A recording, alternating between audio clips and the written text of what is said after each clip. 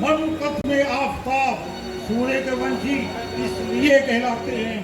हो जाओ खड़े अदब से आरकी में सल्तनत, जो कदम बोस होते हैं वो फैज पाते हैं। कायम रहे खुर्शद करो मिलके सब दुआ, जो है सहाय अब के गुण उनके गाते हैं। होशियार ऐलाने दरबार श्री महाराज अधिराज दशरथ की सवारी बादे बहारी आती है। सब खम करो उनकी सलामती के गुण गाओ।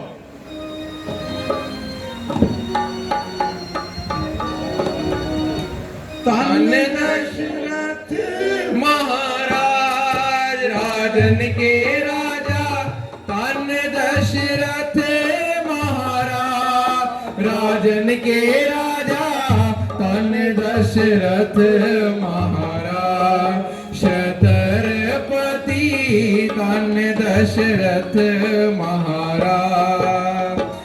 राज समाज आबाद रहे सब, राज समाज आबाद रहे सब, करो सकल तुमरा राजन के राजा, करो अटल तुमरा राजन के राजा।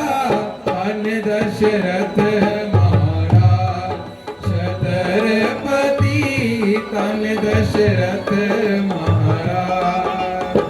गल में माला हीरे मोतियन की, गल में माला हीरे मोतियन की, शीस सुहावे तार राजन के राजा, शीस सुहावे तार राजन के राजा।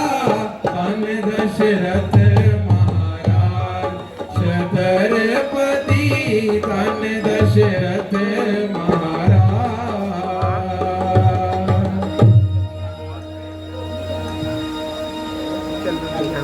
महाराज की जय हो। गुरु शिष्य जी पधार रहे हैं, क्या आज्ञा है? उनको आदर के साथ दरबार में लेके आइए।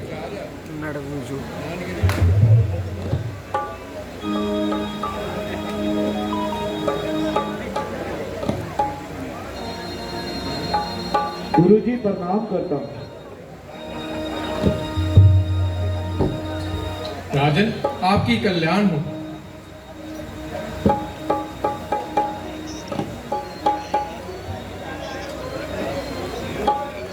गुरुजी अब ना कोई रंज है और ना कोई मलाल है, सिर्फ पैदा हुआ एक ख्याल है, जिसका आपके सहयोग के बिना पूरा होना मुहाल है। सिंहपाल, वो कैसा ख्याल? गुरुजी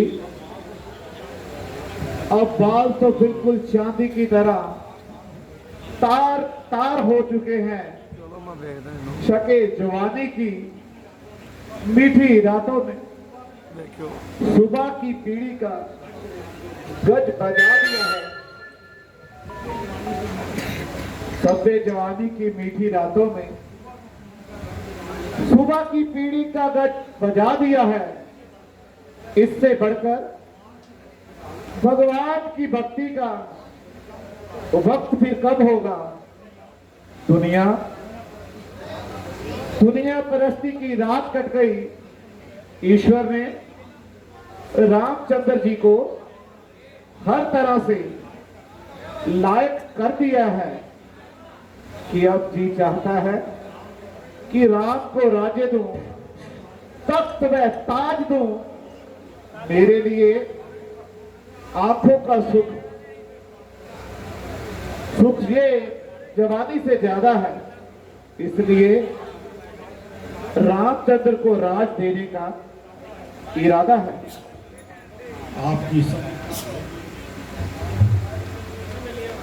अंजाम बीनी पर आफरीन, वाह वाह, क्या मुकद्दस इरादा है और नेक ख्याल है। जब बड़ा बेटा सब तरह से लायक हो जाए तो बुद्धिमान उसे घर का मालिक बना देते हैं। श्री राम जैसा तो रक्षक, उनको जानने वाला, फर्जंद, अर्जमंद और सहायतामंद इस बड़े भवन में नहीं है। राक्षसों को मारने की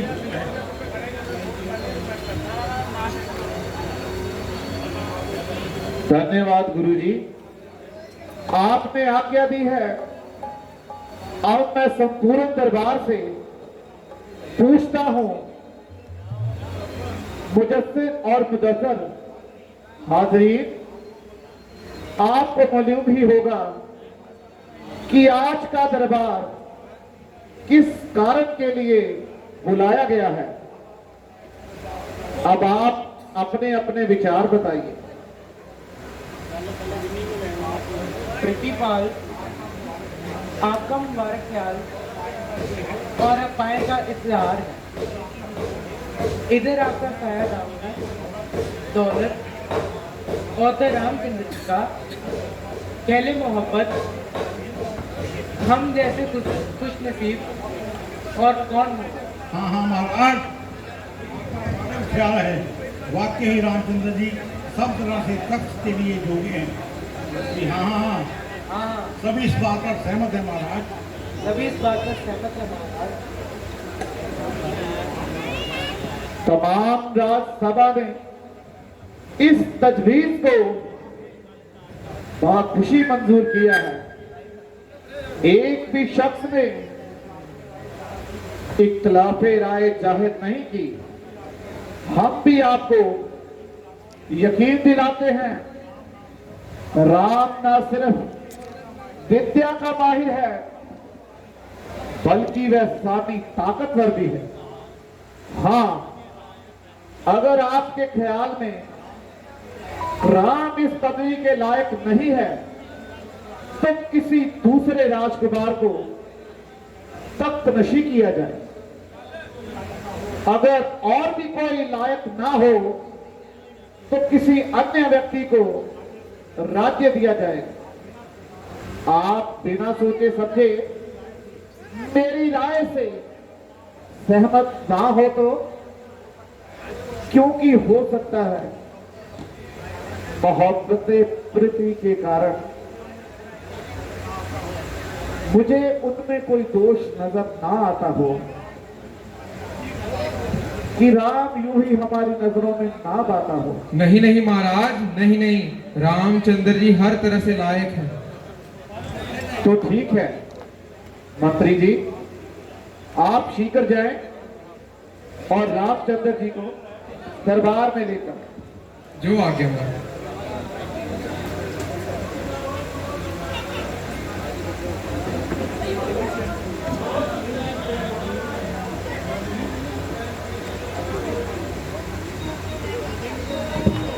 गुरुजी प्रणाम, पिताजी प्रणाम।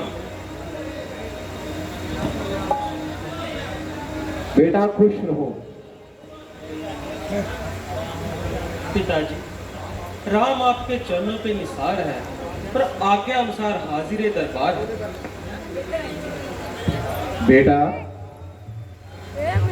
तुम्हें जानकर खुशी होगी कि समस्त दरबार में और गुरु जी के विचार के अनुसार तुम्हें तख्त नशी करने का फैसला किया, और यही हमारी भी दिली तमन्ना है। अब हमारा फर्ज बनता है कि राज कार्य संबंधी तुम्हें कुछ उपदेश दो। पिताजी, मैं आपकी हर नसीहत पर कारबंद रहूंगा और धर्म के खिलाफ कोई काम नहीं करूंगा। बेटा, अव्वल तो ये राजपाट का कभी घमंड मत करना।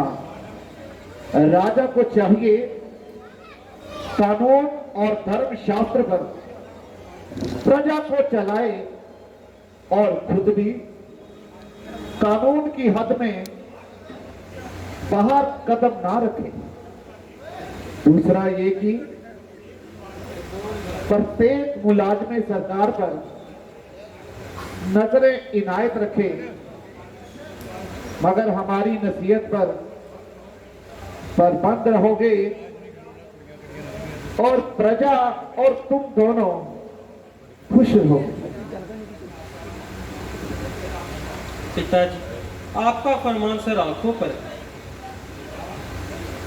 बेटा, कल 10 घड़ी 10 दिन चलने पर तुम्हारे राज तिलक का मुबारक रस्म अदा करी जाएगी। इसलिए प्राचीन रीति के अनुसार तुम आज रात अपनी सुपत्नी सहित ईश्वर की भक्ति की उपासना करो और जगराता करो और राज्य की प्रगति के लिए प्रार्थना करो।